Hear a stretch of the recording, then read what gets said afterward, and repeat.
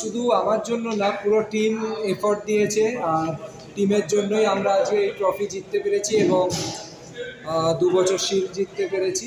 তো ঠিক আছে, আমি খুব প্রাউড এই টিমের পারফরমেন্সে এবং টিমের অ্যাটিটিউডে। আর অ্যাজ এ ক্যাপ্টেন হয়ে আমি জিততে পেরেছি মোহনবাগানের হয়ে। এটা আমার কাছে মানে স্পেশাল, কারণ ছোটোবেলা থেকে ড্রিম ছিল যে বড় হয়ে মোহনবাগানের হয়ে খেলবো, আর এই টিমটাকে লিড করতে পেরে আমি খুব মানে গর্বিত অ্যান্ড গ্রেটফুল। তো আই এম হ্যাপি। মোহনবাগানের সাফল্যের রহস্যটা কি? একের পর এক সাকসেস।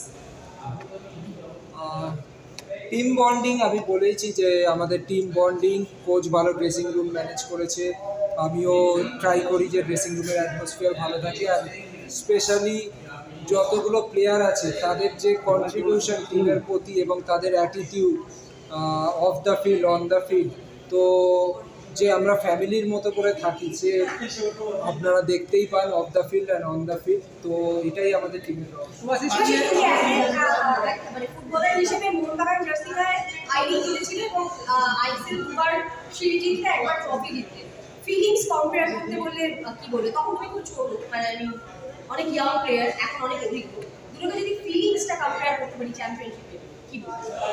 একটা বছরে 2টো ট্রফি জেতা, যেটা একটা লিগের মধ্যে আইএসএল শিল্ড এবং ট্রফি জেতা, আর অ্যাজ এ ক্যাপ্টেন হিসেবে অবভিয়াসলি এটাই আমার কাছে সবথেকে স্পেশাল এবং স্মরণীয়।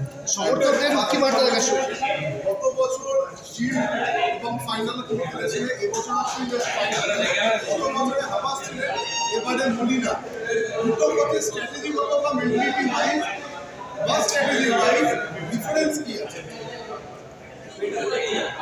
যে যার নিজের বেস্ট, এটার নিজের স্ট্র্যাটেজি ছিল, বাট এবছর আমরা 2টো ট্রফি জিতেছি। তো আমাদের টিম সাকসেসফুল, কোচ সাকসেসফুল, প্লেয়াররা সাকসেসফুল। তো আই হোপ আগে গিয়েও আমরা সেম জিনিস কন্টিনিউ করব। Thank you.